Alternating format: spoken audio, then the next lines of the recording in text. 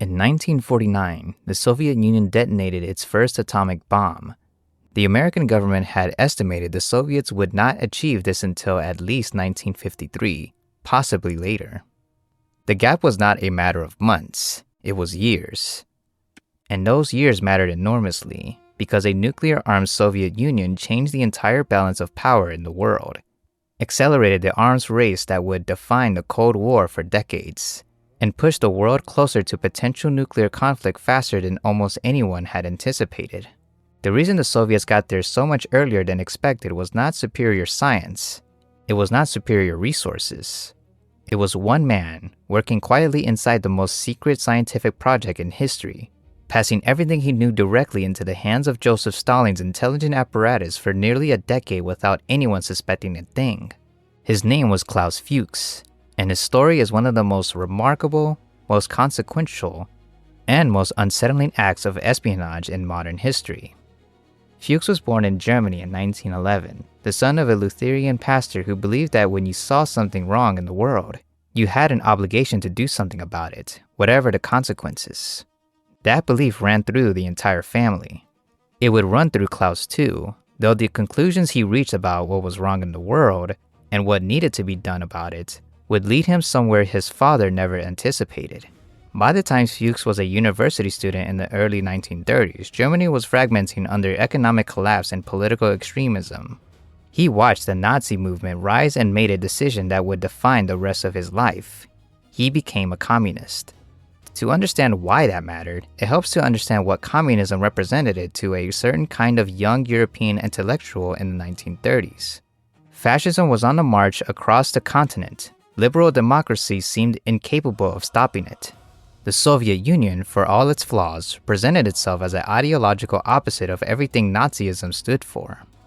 For someone like Fuchs, who believed passionately in equality and hated everything the Nazis represented, communism was not just a political position. It was a moral one. It was the right side of history. When the Nazis came to power in 1933, Fuchs fled Germany and eventually made his way to Britain, where he completed a PhD in physics at Bristol and then another at Edinburgh under the supervision of one of the leading theoretical physicists in the world, Max Born. By the late 1930s, Fuchs was recognized as one of the most talented theoretical physicists of his generation. He was also quietly and without anyone's knowledge a committed Soviet agent. He had made contact with Soviet intelligence before leaving Germany. When he arrived in Britain, he continued that relationship, passing information about British scientific developments to his Soviet handlers. But the information he was passing in those early years was relatively minor. What came next was not minor at all. In 1940, with Britain at war with Germany, Fuchs was interned as an enemy alien, despite being a committed anti-Nazi.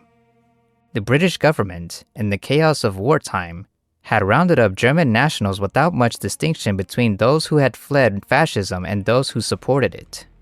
Fuchs spent time in camps in Britain and Canada before being released, but rather than turning him against Britain, the interment seemed to have relatively little effect on his loyalties, which at this point were divided between the country that had given him refuge and the ideology he had committed himself 2 years earlier.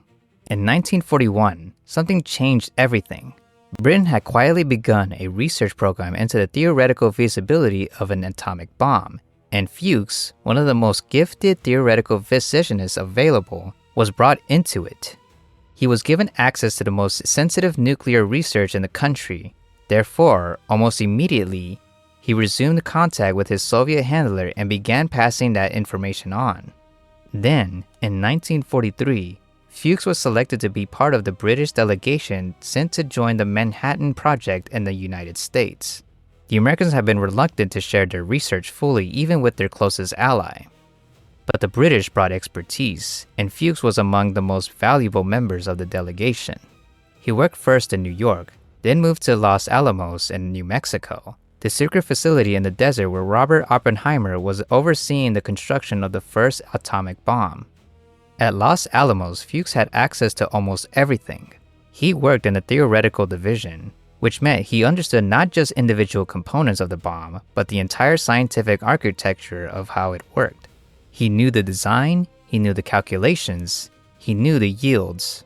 He knew the technical obstacles that had been overcome and how they had been overcome. He was one of the few hundred scientists in the world who understood the atomic bomb from the inside out. And every few months, he met with a contact and passed everything he knew to Soviet intelligence. His handler in the United States was a courier named Harry Gold, a quiet, unremarkable man who collected Fuchs' information in person at pre-arranged meeting points and passed it up the chain to Soviet intelligence.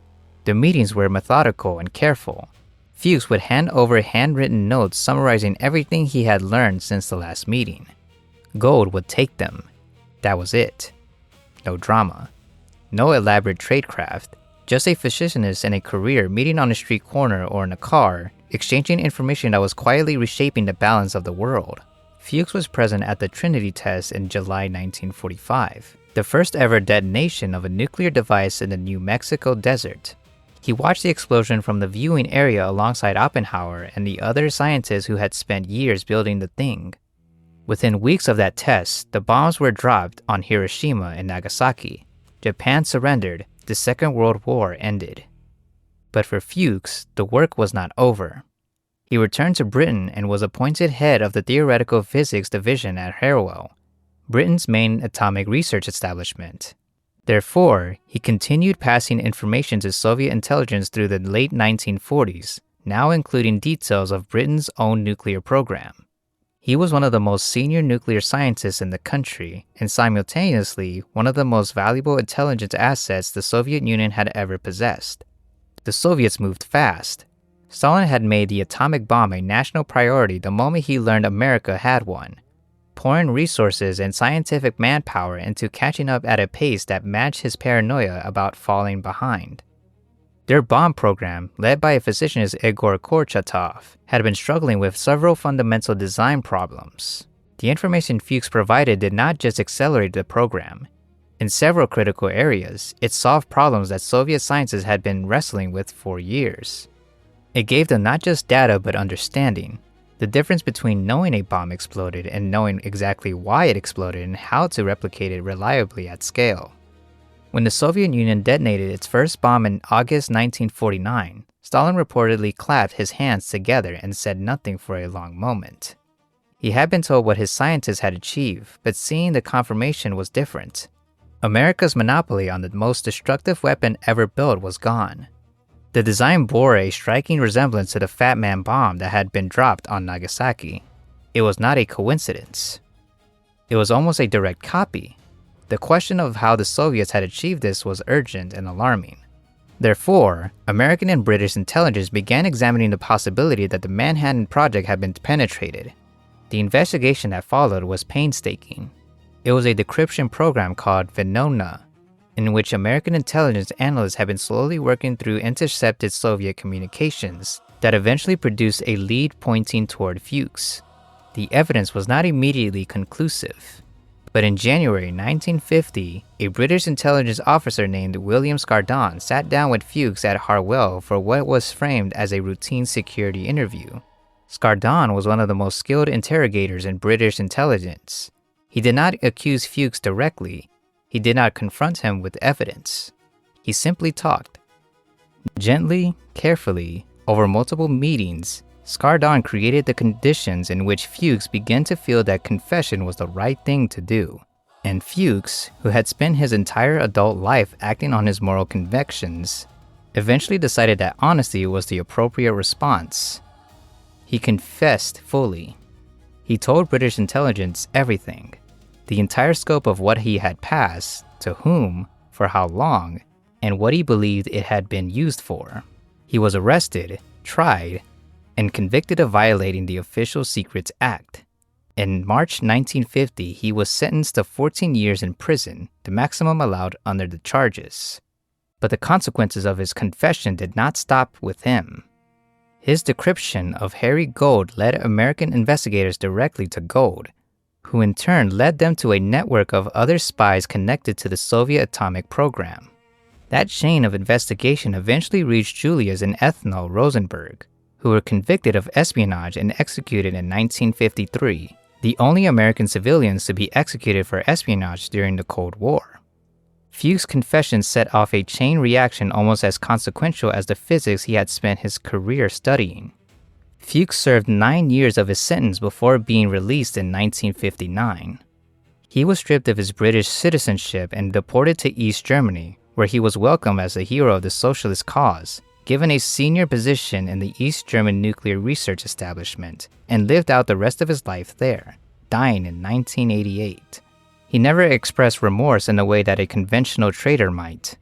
He explains his actions consistently and coherently throughout his life. He had believed that no single nation should possess a monopoly on nuclear weapons. He had believed that a world in which only the United States had the bomb was more dangerous than a world in which both superpowers had it, because monopoly invited use. He had acted on that belief with the same moral seriousness with which his father had acted on his convictions decades earlier. Whether that reasoning was right or wrong is a question people still argue about. What is not arguable is the scale of what he did. Klaus Fuchs did not just pass secrets.